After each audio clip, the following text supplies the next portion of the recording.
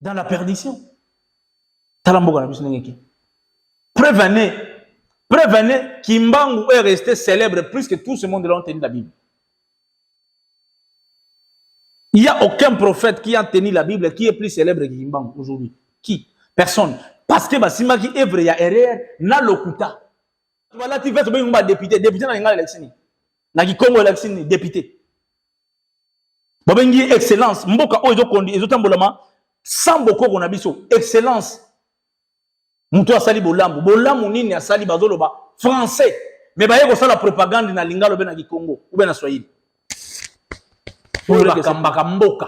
Chaque mboka ezalaka na ba bilima 4 na 48 grands esprits na 48 esprits. Baza ba policier ya Nzambe na univers pona kotosaka mobeko na ye à chaque culture. Tant on prêter serment, il faut prêter serment. Ba eru, bankumu, banfumu. Nakala, avant Mondela, on a révolté contre le chef coutumier. Un roi. Parce que le roi déjà, Aza pour l'intérêt à peuple, il faut tout ça beaucoup pour un mot canaillé. Basa il a gagné un léopard. Un baboli à léopard. Un animal il y a pour protéger. Parce que Bisto doit incarner la puissance du léopard qui est la chasse. Tu dois manger les animaux, d'autres animaux pour exister. Tu dois dominer dans la forêt. Autant que ça moka. Loi autant que ça Congo. Bateau autant que ça Congo. Bazana mama Congo. Tu vas par exemple en France. Mamba Romain. Dès autant que ça Congo. Il y a déjà des harmonies. Voilà moi qui est temps volaté. Moi qui est temps volaté. Sauf qu'il n'a pas.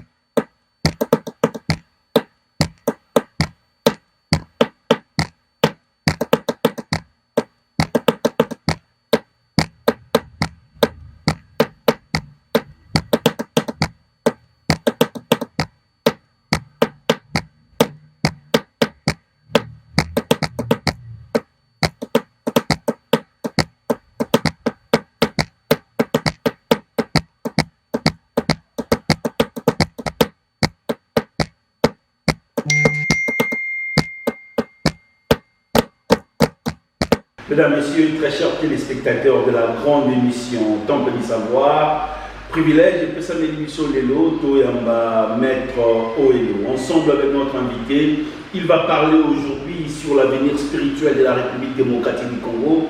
Est-ce qu'aujourd'hui il faut reconnaître les biens de nos ancêtres ou bien ouvrir la porte dans Banzambe Bapaya et c'est vraiment une émission exceptionnelle parce que nous sommes hors du plateau. Maître Oelo, Moté, Neko, les grands journalistes, Moté et Semo, Yamabino, Awanelo, pour y amener sur l'émission pour le délire. Très bien. Nous t'avons retenu d'abord par rapport à la présentation. Présentation, Maître Oelo, coach Amri, mais tout soit Ebinabo, Nazali, guide spirituel, il y a mouvement règle universelle. Ou encore, dans la langue Sheria, c'est-à-dire Bible. Combien d'années ont fonctionné sur le plan spirituel au Batoubaye Bio? Batoubaye Bio, ça fait plusieurs années. Non, on a 15 ans que je suis dans le Sala Oyo, dans l'obédience, dans le cas de l'ordre émêlé, dans le mouvement spirituel émêlé, avant comme on a règle universelle. Où on a chef dans le monde. Très bien. Plus 243, 90, 14, 63, 575, Maître Oelo. Donc, à tu retournes à la question Nios.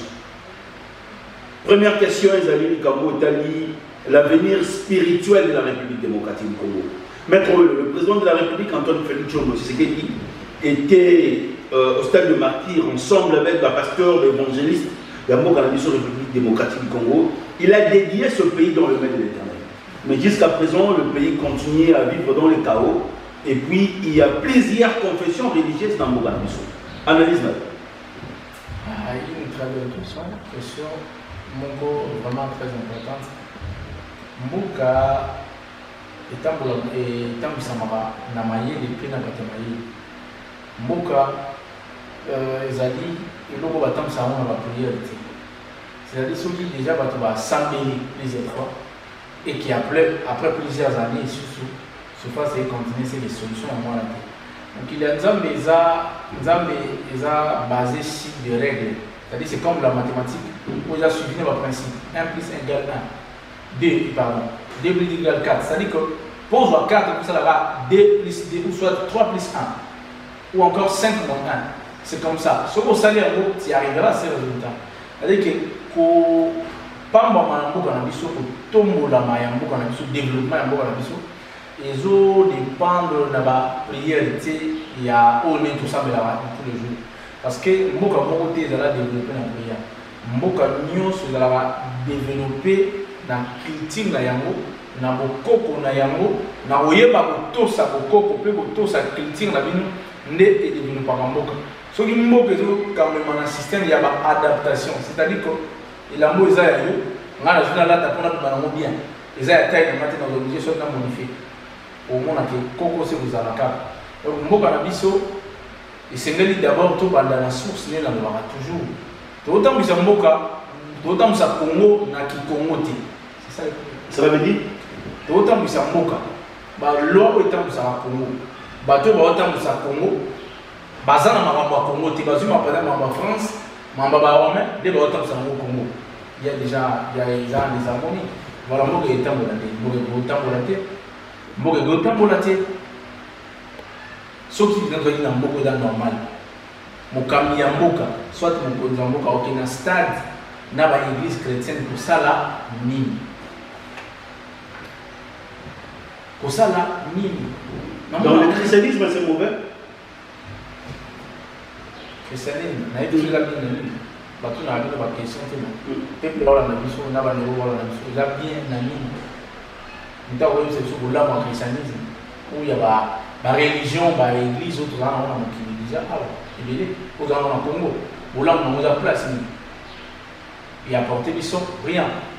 Dans la plupart il y a ba cadre de religion mo galo au sein de l'église. Soit dans l'école de l'église on a. T'as la gestion à Boka. So au tali Congo. Au tali bateau ba na Congo. Il n'y a pas photo. Il n'y a pas photo. Donc, Mboka na biso déjà.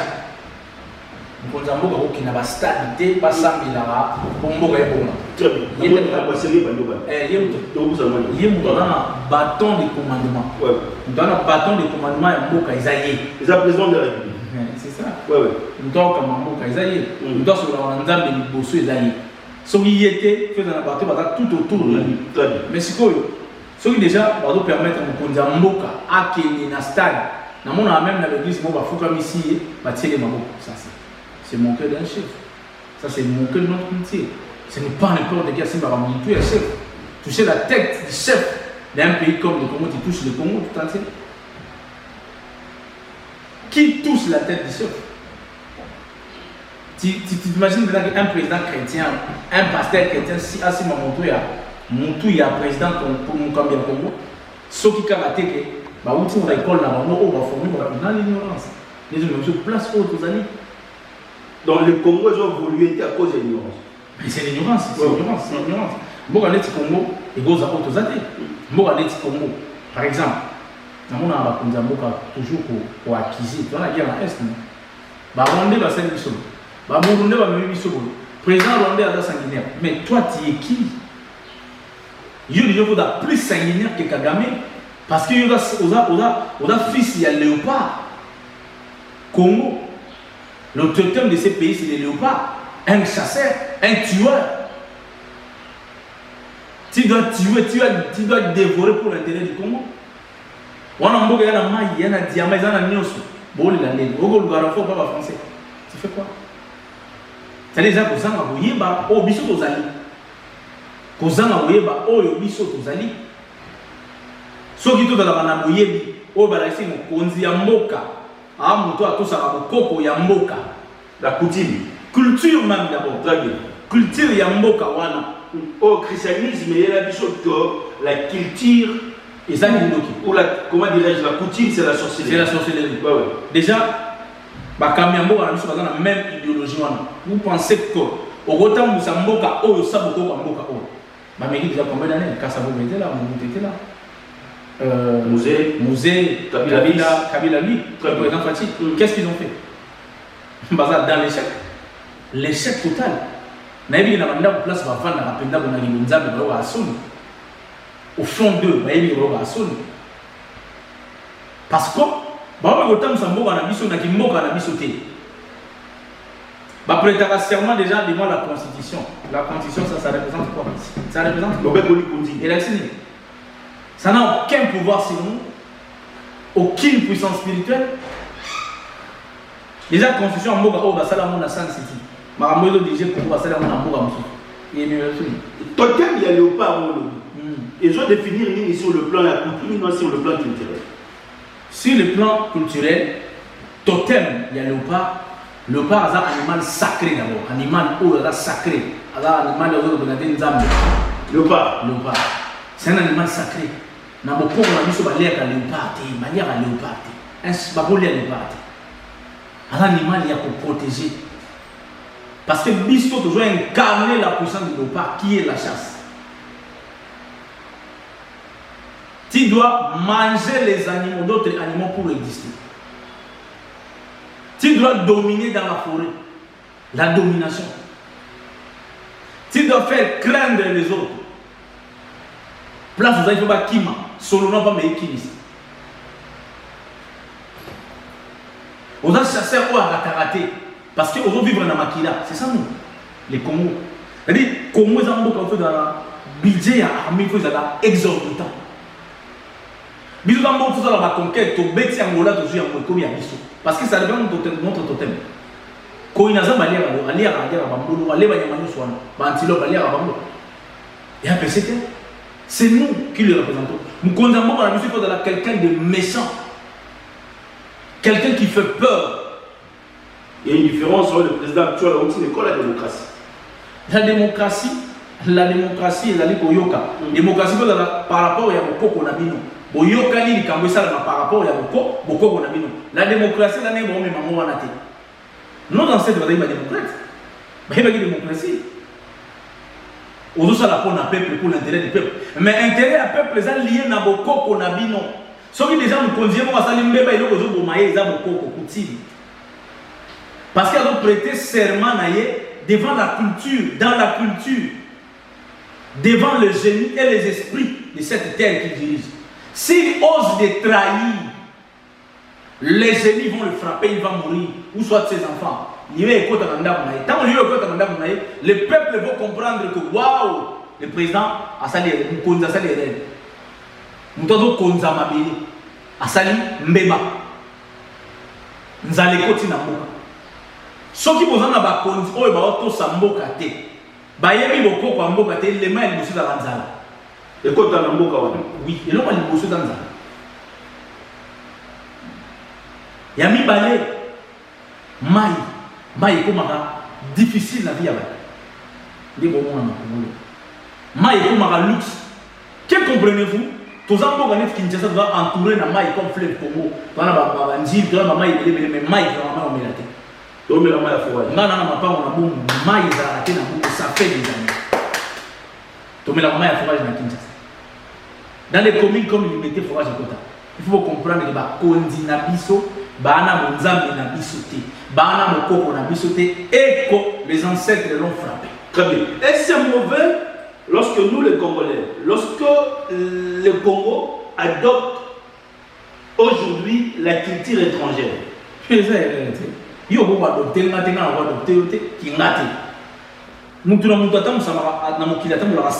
comme si on fait convaincre Mboloko à vivre dans Maï, Mbisi à vivre dans Mokili. Ça ne se fait pas. Chaque millier, ils ont la réalité dans le monde, ils ont la culture, ils ont la culture de Batouana. Biso na moko na biso, tozala na bakambi ya mboka te, tozala na bakonzi ya mboka. mokonzi eza mutu oyo azotosana d'abord mibe bokoko ya mboka ayebi culture ya mboka ayebi il faut na bunda mpona peuple nanga il faut na conquérir ma terre net na kuti mboka eza 2 245 km il faut na komisa ngo 3 millions de kilomètres na bokoko na sali mbongo il faut kobeta bamboka mosusu mpona kozwa mabele mpona kolesa peuple na yo kosunga peuple na yo ozwa place ya monene nde mokonzi azalaka bongo azokonza konza veut dominer sur mais tout en étant connecté de la culture ya bokoko na yo oyo peuple na yo moyen aloba ezate parce que yoza nzambe ya liboso zo représenter nzambe balobe nga ba pharaon ba roi ba eru ba nkumu ba mfumu nakala avant mondela yo mona mkono ba révolter contre un chef coutumier un roi parce que le roi déjà aza pour l'intérêt à peuple il faut tout ça bokoko en mboka na ye basa il a un grand rituel na mutu des grandes cérémonies lui il est là à cause de l'injustice il est juste so basa ni injustice ye mutu asa l'injustice on va donner la bakoko va frapper mais mboka na biso na mutu ko adopter mon délire tu vois notre président de la République on est problème si bakonzi mboka na biso bakamya mboka on a un président de la République et là tu es naé au travail congolais en tant que président déjà culture congolaise ce que là tu vois le gars qui moïse le français ou belge déjà to développer mboka ndeni tant déjà bakonzi na biso déjà ba représenter la culture na biso té ça veut dire que notre totem n'est pas respecté totem na biso déjà nous tout en ngote si tout na ba institution na biso nyonso nous sommes pas des léopards ba tant ça biso on a classe T les symboles le synonyme la signification mystique il y a totem na biso ya nkoi congolais nous faut Allah te lo wana na nzoto Allah ta fier wana Allah ta totem wana na nzoto il faut autant sango bana il faut autant sango bana dès le bas âge que un congolais c'est un léopard mon Congo aza léopard basakana na été c'est-à-dire que tokozana na eloko wana ezokola tokola nango na nzoto na école na bandako partout au bandokende c'est-à-dire que nga bakolekela nga esprit nga na mission ya ko dominer nga na mission ya ko régner c'est-à-dire que eloko wana nde sala tant tokoma na ba tête ya ba institution au monde que tozana bat oyo un chef oyo pays voisin ba okokomeka ba omeka même pas celui qui incarnait au moins ça c'était Mobutu celui qui incarnait cette puissance là. C'est totem de léopard, c'est Mobutu. Ça demande quoi, l'initiation? Oui, initiation, oui, la prise de conscience d'abord, il y a mboka na bino kolinga koyeba mboka oyo diriger. Je suis politicien. Oui, mais c'est quoi le plan mystique? Quels sont les symboles mystiques? Bondo ki mboka wana ezalaka ndeni, bokoko mboka wana ezali ndeni, yo faut incarner yango na nzoto pour ko bana ko défendre yango partout dans le monde. C'est ça. Nous manquons aujourd'hui école et spiritualité. Est-ce que ça m'a bien? Ils ont très mabé makasi. Ils ont très mabé. Et on toujours rabattu. Notre premier ministre ayebi les plans mystiques en Bokate, ayebi mystique en Bokate, ayebi Mbokate, ayebi beaucoup en Bokate. Et on a une institution tout le bas français. Tout le bas français, langue locaux, langue nationale, langue internationale, langue officielle. Langue officielle, langue abatu misusu ya biso moko désaté siko ba koko ba bundaka batikela bino mabele wana bozwa muno wa batu mususu botia yango na valeur place ya batu wana ba dans sengo ti ba ndotang sa batu bokoko mboka na ba école il y a aucune école au Congo batang sa biso culture na biso ça n'existe pas ça veut dire qu'ils vont revoir système d'éducation il faut panzango nyonso tout au bukango ko bwakango na mai kolongolango d'ailleurs même la constitution. Mais on les a comédie quoi. C'est des comédies ça. Et le on les a comédie. Bakonzambo quand ils vont prêter serment jamais devant ces livres là. Ça n'a aucune puissance spirituelle. La constitution. Il y a une lone. Na linga l'élection. Ou bien na Congo l'élection. Ba prêter serment na nini? Ba prêter serment na bokoko na biso. Devant bokoko na biso. Boso ba magistrat. Magistrat au sani. J'ai beaucoup de respect pour eux. Très bien. C'est des comédies qui vont mendele ba copier pas na bango ba yeba tseli bango wana vandi wana. C'est tout. Magistrat na linga l'élection. Magistrat na linga na Congo l'élection. Bilo musuto ndrozo wango pa bato comme ça ngwa biso foto tout na pas na biso la kisi nini. Une chose qui ne représente rien dans notre culture, on doit éradiquer ça.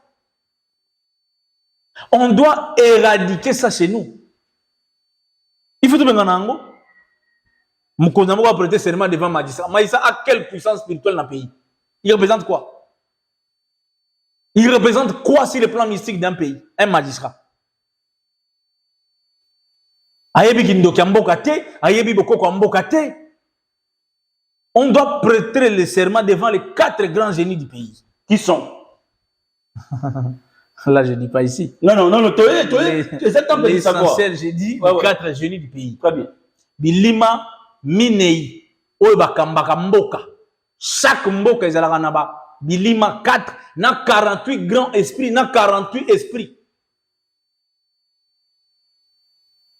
Parce que les policiers en Zambie na univers pour na kotosaka mobeko na à chaque culture. Tant qu'on a prêté serment, il faut prêter serment devant Bango. Oh, le peuple a prêté serment mystique Nabutu. La nuit, devant des grands chefs, mais bazara pe sauter. Bazanga chef Koutimi, bazara sauter. Devant Banganga Yamboka. Ba oracle mystique Yamboka. Bangonde bako bazo ko introniser président de la République. Après tant qu'on a la serment devant Bokoko, serment zo jire nga soki na yibi mbongo mboka oyo. Na tongi na Belgique bino bilima ya mai. Bilima ya mabele, ya mupepe ya moto oyo bozui etandi ya mboko ebengami Congo. Bobo manga pasi ekota na ndako nanga. Mukolo na kotika nationalité ya mboka oyo nazui ya mboka mususu. Malade là ta famille nanga de génération en génération. Tu vois comment on peut prêter un serment? Mukolo na konyoko la mwana mboka oyo na raison na ye, na mabele na ye. Bakoko bobundela mabele oyo bozana mabele bozo yoka na bilima nyoso bakambaka mabele oyo bobo mangai intel bana na ngai liboso bana kokufa bakoko na nga bakufa. Les gens quand verront que bana ba kokufa ndako président, ils comprendront que malédiction koti na ndako mukonza buki mibeko ya banzambe. C'est profond ça. Yango mona bakonzi ba dirige mboka na bubangi bakoko na biso ba roi bazala ki bongo.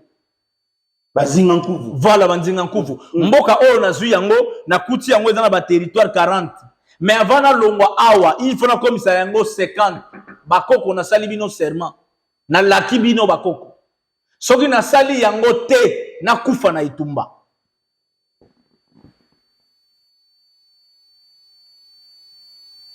Nazali awa pona kotosa mobeko ya mboka oyo. Bokoko na bino, natia bino à l'avant, na tombo la mboka oyo. Soki na sali yango te. Ngai soki na zui mbongo mboka oyo. Na tongi na mabele ya mboka ya bapaya. Minyoko, pasi. C'est comme ça qu'on prête un serment. Parce que babeti maboka. Ba prêter serment devant biso, na devant banzambe. Na moi. Banzambe bayoki. Bilima ya mai, bilima ya moto, ya mabele oyo bakambaka mboka oyo ya mupepe. Bozo yoka ngai entel, mwana ya, na botami na mboka oyo. Na zui, munanzela ya bakoko nanga na zui nguya ya kukamba mboka oyo. Na kamba yango ndenge bino bokambaki. Soki na keili banda ya mobeko, oyo ya nzambe na bino. Okomotanga babiloko yekomela yo. Yomoko. Mais c'est comme ça, botanga ba serment ya ba roi pharaon ya Égypte antique, na ba couche botanga na ba cimetière na bango, comment c'était? Ne ba okunda roi ne bazo koma. Oyo histoire ya malédiction de tout en Cameroun. Bato oyo bakene ko simba corps ya roi, ba na pouvoir wana te. Bato ba kufa au moins de quarantaine de personnes. Mutu ba kundé ça fait moins 3000 ans ou 2000 ans. Ba ko ça ba découvrir corps na ye, ça qui interdit ko simba corps ya roi. Mouta finance bon la recherche à Koufa parce que laka ki yango wana. C'est comme ça. N'est pas moi je gire devant la nation. Non, tu gires devant les ancêtres. Cette constitution qui l'ont fait, ils ont quel pouvoir? Sur le plan spirituel, constitution mboka on a dit faisant un pouvoir à mon côté. Et ça n'a pouvoir à mon côté. C'est un livre comme tout autre livre normal qui n'a rien. Moi bato ça ngote. Le gars nga muta viola constitution mboka Koufa nani. Azate. Nani a violé la constitution na mboko mabela ndai nani? Parce qu'il n'y a pas la puissance mystique. Tu vois ces gens qui blaguent avec le pays. C'est parce qu'ils n'ont pas les jours où nous allons rentrer dans la culture, il y a des coco na biso. Tout temps où samboka bongo, ba ventiler aussi les politique. Beaucoup monde a ba accident, ba kufa, ba maladie, les gens vont avoir peur. Ça va diriger beaucoup. Il n'y a pas la puissance mystique. Mboko est dirigé mara sans mystique, mboko no mona. Ils ont courage à mon ama yokomi mukonzi, on va nous en salir makamna après muso ele ngolio, bongo na bongo. Yango bato saka mibe côté pour na mibe ko na sima. Ça veut dire que mboka na biso baza mécontent. Bazana bangote. Très bien. Bana bangote. Yango mona bango nyonso après pouvoir, ba conduit mingi, ba kambia mboko mingi après pouvoir. Soki ba kufi famille na bango ko makaya pasi ba yeba na raté. Sans histoire parce que bato saki ba kokote, bazalaka immédiat après diwana bango. La plupart batunyo so ba teka mboko e bokoko na biso bakena otonga libanda bazoba mbongo ya mboko e kongola zo nyoka makongo azanga mai tozangi ya rolia tala bango après pouvoir. Très bien. La force de la coutume et de la culture de notre pays, c'est le grand thème. Il y a 4 émissions à l'élo. Destin sur le plan spirituel, il y a RDC. La vision spirituelle, Toyambi Maître Oelo, le coach spirituel. Et l'autre déplacé qui m'a en parce que tous ont fraîcheur à l'Ibanda. Quoi le banabiso malobana débordé moi ngonga parce que émission dans le canton réel la ligne vraiment les lois parce que tozali na ne oyo ba turbulence les amo ebele aucune église de réveil zo mona ba pasteur ba kabwani oyo na monde spirituel zo mona ba spiritualité bangunza bazoyo kanate bangunza place robenga bangunza makombenga ba chef de riz. Qu'est-ce qui marche pas sur le plan spirituel les maîtres pour tout temps sabiso a olobi Mobutu nda respecta quand les kambomo qui est à toi. Mais les gens d'autres on est en Maroc. Est-ce que vous allez m'abaisser sur le plan spirituel? Bon, à respecter le bouquet totem, mais à sali ma bé belé namboka. Mobutu a sali ma bé et belé namboka. Mutu nyo soit tous à bako côté. Mutu tout a désobéissance à la coutume. Ndé bonzambe yamboka azalaka humilié. Beaucoup na Mobutu na Maroc ça humiliation. Ils a frappé ya bako qu'on a biso ya nzambe. C'est comme ça. Parce que tu as dirigé un pays, Mboka, le plus riche du monde, pendant 30 ans, et puis le peuple particulier Nanzala. Bazo souffrir. Yo tongi banda kuna mboka umpaye. Mokonzi ya mboka tongaka mboka, atongaka ndaku na mboka mususu te, soki a conquérir mboka wana te za la symbole ya puissance na ye. Jamais. Soko tamboli na mokilo moni indice ya pharaon moko. Ba wana biso moko ya Égypte ou bien ya Kush. Soko moni yango na Amérique, neti na ba okokuti yango neti na Australie. Yeba ke mboka wana ezalaki conquise. Abunda bitumba zwa mboka wana. Symbole ya pouvoir na epatika l'éternel dati yango wana. Mais yo yibi mbongo ya mboka. Mboka oyo tongi eloko te. Okotonga na ndaku mboka bapaya. Les ancêtres vont t'humilier. Okufa liwa ya soni. Okozala honoré te. Okokundamana mabele ya bakoko wana te parce que o ignoraki mabele wana. La plupart des traîtres qui ont trahi ce pays. Ko trahi pays, c'est-à-dire bokoko na biso. Bakundama te la majorité. Bazala humilié après liwa na bango. Tout le monde. Tout le monde, je le dis. Badana miso au comprendre te. Ils n'ont pas les yeux de comprendre, de voir les choses. Il faut pas comprendre que mboka oyo bango tu bazaka im. Le belanga mutu moko dirigeant mboka après pouvoir atikali na honneur nani. Personne. À part Lumumba, ba le belanga moi bien. À part Lumumba parce que il était azalaki ko bulitamingi pona bako, pona mboka. La culture, beaucoup on a biso est négociable. Mais le reste parce que ozomona mokambi ya mboka député ya mboka za na kuna France na mbongo ya Congo mbongo oyo ya ba génie na biso ya ba ancêtre na biso omemi yango pa ya ba oppresseur na biso tu seras toujours puni, tu seras toujours humilié. Mobutu okundama na Maroc, c'est symbolique sur le plan spirituel. C'est l'humiliation. Les ancêtres l'ont appris. Tu nous as humiliés. Tu nous as humiliés. Donc, Moutou a respecté mon ancêtre, va humilier jour à mort. Tout le monde va humilier. Tout le monde. Yo ba salisa yo awa ba traitara yo na France. matiti oyo tolakisaka bino mpona kobikisa nango nzoto bino boyi kosalela yango te biso ozalaka bazoba tolakisa yo kolamba pondu kombo olati eza kombo ya bokoko na biso me batretaka wana France na mboka bapaya bana ya mboka wana bazangi moyen ya kolia yo soma bandako na ndako mpaya les ancêtres vont t'humilier tout le monde que ce soit les pasteurs aventuriers que tu vois ici permettez-moi de le dire parce qu'ils s'aventurent avec notre pays mabele o bakoko babundele photo to sa bokoko na biso mais ce n'est pas respecté na institution mon côté au monde batu balati veste be ngba député na ngal election na kikongo election député babengi excellence mboka o ezo kondi ezo tambolama sans bokoko na biso excellence muto asali bolambu nini asali bazoloba français mais baye ko sala propagande na lingalo be na kikongo ou bien na swahili. Vous voulez que ce pays évolue? Ça ne va pas évoluer. Ce pays est conduit par les ignorants. Très bien. Dernière émission, tout ça là qui avons voyagé, bah, tu vas déranger jamais ma tâche. Comment mettre la vol, bah, comment Bible a m'a élité.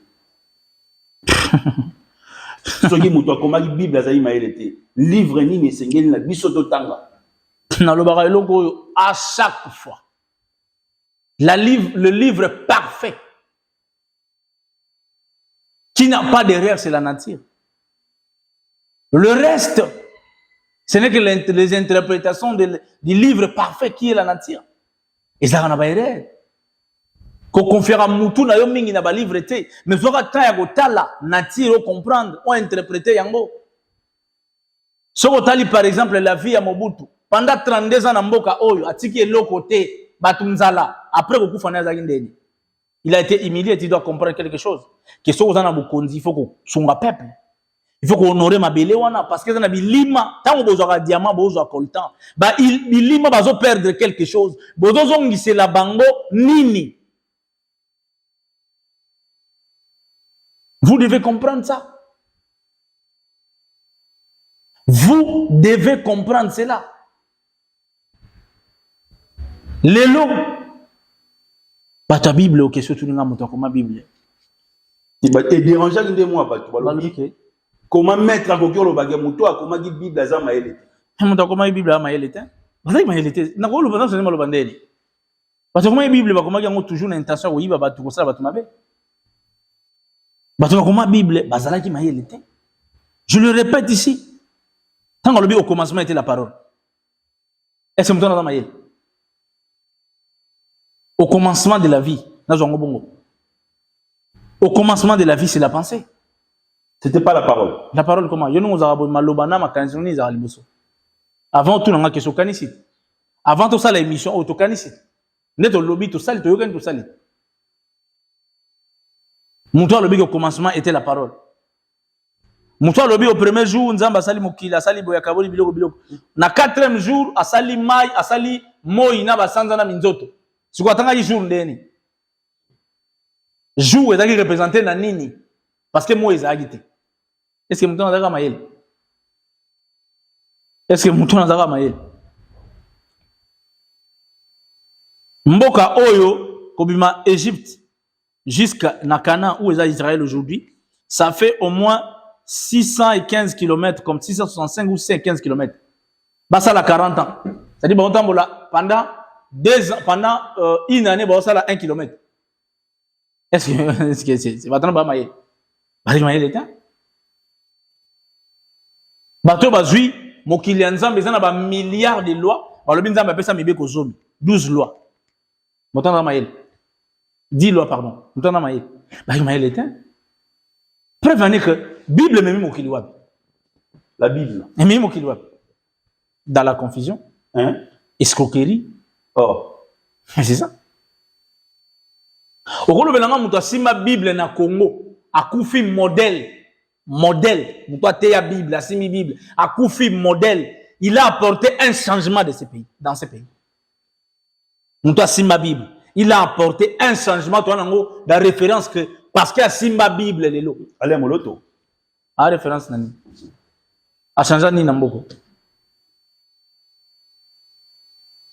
Kiti sa moto, ya. Moto n'est kita. Ah.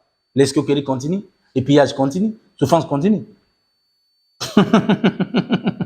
Les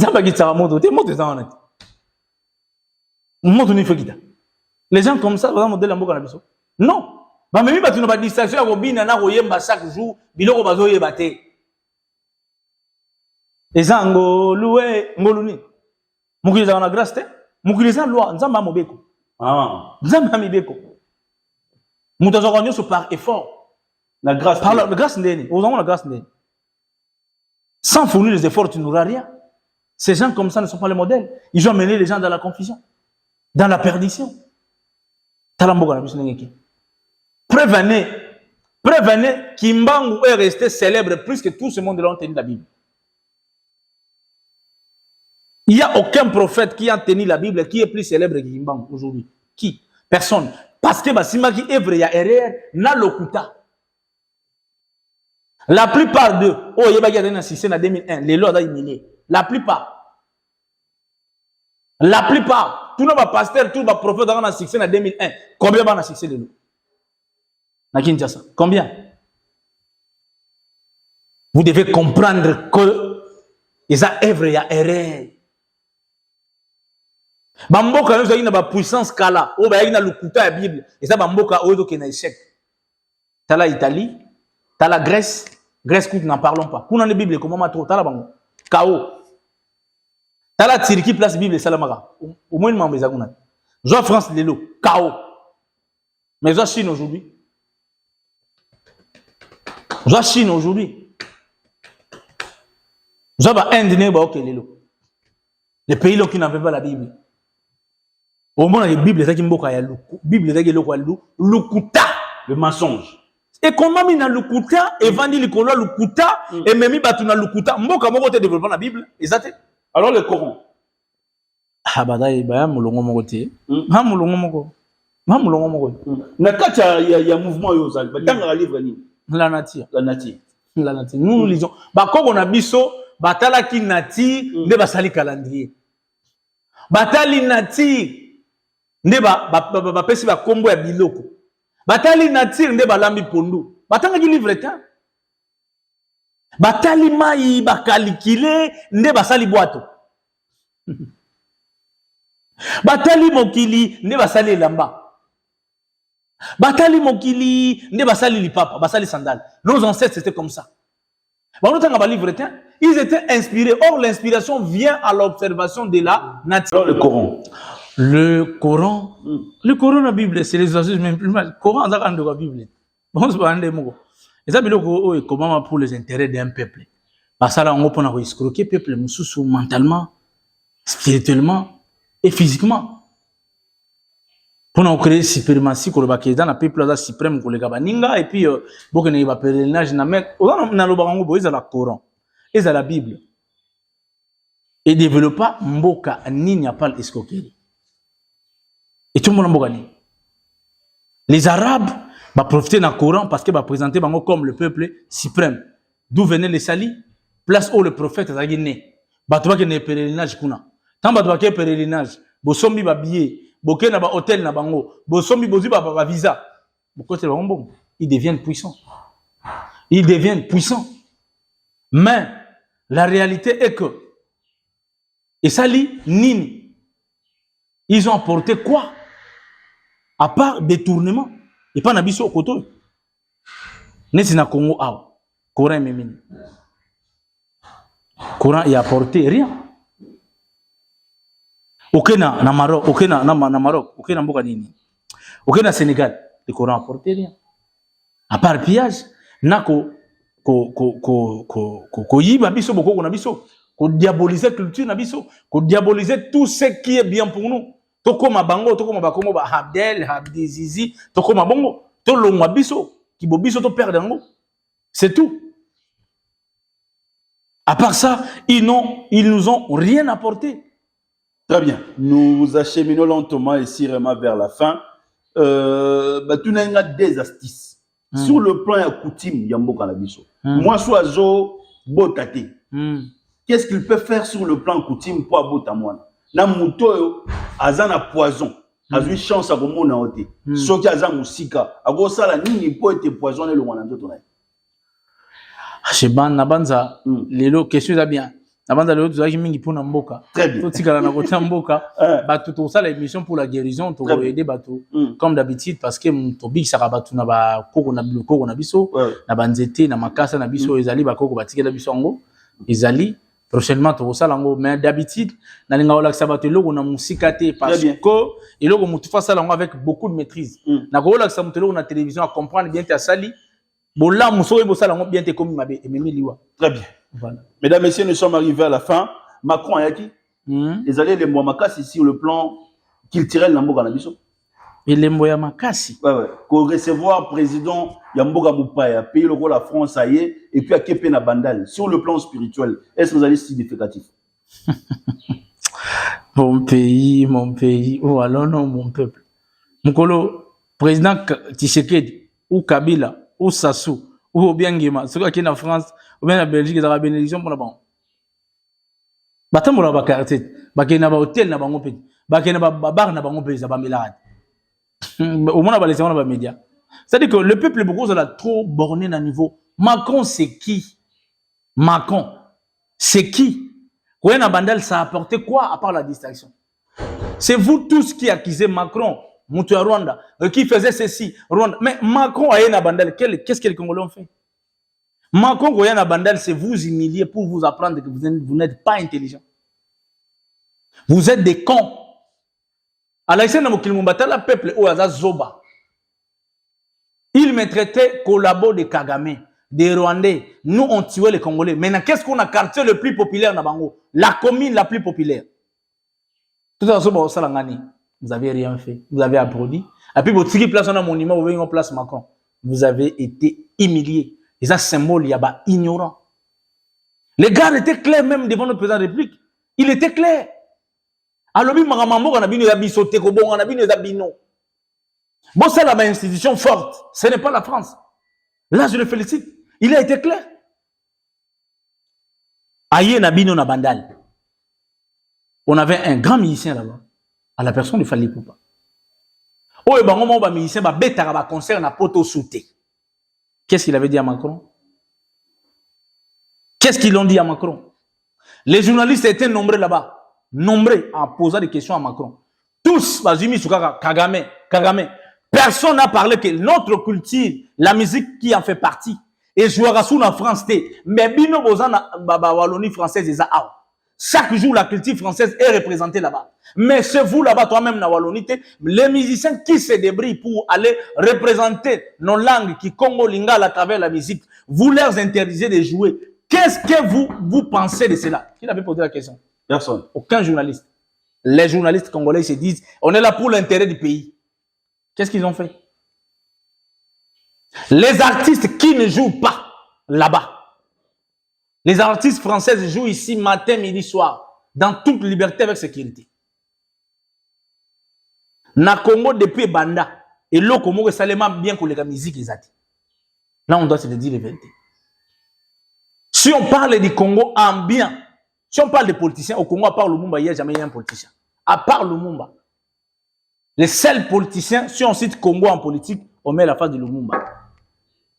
Si on cite Congo en bien, on met la musique, point barre.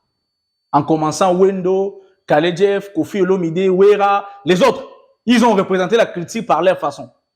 Mais cette culture-là, parce que nous n'avons pas de politiciens, à part Lumumba, j'insiste, tous ces gens qui parlent français ici, ils n'ont rien apporté au Congo. Au contraire, le Congo les a donné beaucoup de choses. Macron a une abandale. On avait un ministre de la communication là-bas. Qu'est-ce qu'ils ont fait? Qu'est-ce qu'ils ont dit? Rien du tout. Ça montre combien de fois on est ignorant, on ne défend pas notre culture, on ne défend pas le Congo, on défend nos intérêts. On est allé faire des selfies à Emmanuel Macron, à la Gisna Moukélé, peuple ignorant, aliéné, borné, il ne connaît rien. Voici, j'ai l'air grand artiste ici. Que le peuple écoute, que le peuple aime, le plus populaire actuellement. Rien apporté, rien apporté. Quel est le thème, le message que Fali a apporté à Macron qui peut stimuler la jeunesse congolaise? C'est quoi? Le ministre de la communication était là, qui représente la bouche du peuple. La communication d'un pays. prendre des selfies. Un ministre de la communication. Mais le jour où Emmanuel Macron est arrivé au Rwanda, bah Mémie est dans le cimetière, dans place à Baliwa na bango, place à Bamor na bango, pour honorer ses ancêtres. Et Erez Kapangala, Rossi Mukendi, qui a amené Emmanuel Macron dans le cimetière à Rossi Mukendi pour stimuler le symbole et la résistance. Les journalistes, aucun journaliste a posé une question pertinente pour l'intérêt du Congo. Personne. Président de la République, il a amené Macron nulle part. Emmanuel Macron est obligé de faire Kinshasa. Le président ne peut pas recevoir Emmanuel Macron à Beni, là où on tue les gens. Pour que ce soit un symbole fort dans mon pays. Aroyamba, président de la République, Nabou, Nagisanganité, na cimetière il y a 6 jours, là où on a tué les Congolais. Aroyamba, Macron Nabou Nyate. Aroyamba, Macron na Gomate, place Bateba Okufa. Là où il y a le M23. Le président ne peut pas recevoir Macron là-bas. Pour nous dire que la place, la ruine, Macron doit voir ça. Les femmes violées, les handicapés, la guerre, mais nous, on boit des bières ici en Bandal, on rigole. Regarde-moi un peuple comme ça. Non, ce gars, il connaît ce qu'il fait. Il était en face des gens qui ne connaissent rien. Mais le pape, au moins, nous a apporté la bénédiction. Quelle bénédiction? Quelle bénédiction? Non, peuple, vous dépassez des... Ça ne vous dit pas quelque chose. Avant papa. Ça ne vous dit pas quelque chose. Que nos ancêtres n'étaient pas en harmonie avec ça. Les gens qui ont tué nos ancêtres. Là, il y a des symboles mystiques en beaucoup. Il y a des mystiques en beaucoup. Ils en ont beaucoup. C'est des gens qui ont participé à notre extermination. Dans le bien, extermination du peuple noir, c'est des papes là qui ont contribué à ça. Nous, à l'époque, le plus peuplé au monde, la race la plus peuplée. Mais Baboma Bissonio Sonamokili, en connivence avec ces gens-là. Il est venu chez nous, le gouvernement Zumbo Monabiso Yamawa, va débloquer des millions pour la sécurité. Le président s'est déplacé. Qu'est-ce qu'il nous a apporté? Un pape. C'est un chef de l'église catholique, ça ne nous concerne pas. Catholique qui a de tous les Congo. Et est-ce que nous, on peut biso bana ya bat oyo, ba kufa na mpona catholique? Catholique est boma bango, ba botelo bango ba belena bango, toro yamba mutabongo. Toro yamba mutabongo. Non. Votre numéro de contact, nous sommes arrivés à la fin. Ah, je suis vraiment très ravi. Mboko, ça révolte quoi. Nous, on doit enseigner les gens pour que ça leur révolte. Faut pas comprendre Makambu. On a mon équipe, na le baselo parlons 5 minutes muke. Namoni bazo kende bakego ya Macron na ba drapeler ba biloko ya ba parti politique ba IDPS ba PPRD. Mais qu'est-ce que vous faites mon frère? Pourquoi vous humiliez notre pays à ce niveau? Les politiciens. Et si pour mon président Tshisekedi ou bien Mobutu qui est en France, bagay ya mbaye na ba drapeau ba parti politique ba français. Est-ce qu'ils ont le temps là? Même temps au président américain est en France. Ils ont ce temps là. Pourquoi vous, un grand pays, un grand peuple, le pays d'un grand esprit, place Mokile Banda Awa, Jardin d'Éden a commencé ici. La vie a commencé ici. C'est prouvé, la mathématique a été inventée ici. C'est vos ancêtres qui ont civilisé la nature, le monde. Mais vous êtes dans la distraction. Bien entendu, il a éprouvé. Ah, mes condoléances, grand frère. Il a perdu son père, le vieux Populos. Ah, mes condoléances, grand frère, messieurs, le député, cadre Nabiso, honorable, Vienangai, mes condoléances. Bon, yo, naïbi un grand spirituel. Liwa, il va paniquer, t'as un grand papa qui est de l'autre côté, et puis il sera en contact avec lui. Encore, tant qu'on a commis plus que papa n'a pas qui a assisté à Magambo, belé. Bisoto, totin ka énergie positive et ce relation papa pour qu'il dans le monde astral avec beaucoup il y a kimia puis à intégrer le haut niveau il y a tout par rapport à babola mona bano ya boteli biso makambo nyonso ezala bien a tika pe bisoté parce qu'il va nous envoyer les informations à permettre biso ko mona sou musika ke neto mona parce qu'il y a dépassé notion ya temps espace pe ya matière na yebi ki aza soldat makasi très bien ay mamna oloba donc mon numéro c'est plus 243 89 56 86 434 plus 243 89 56 86 434. On a besoin, il y a dans la maladie, il y a dans la difficulté.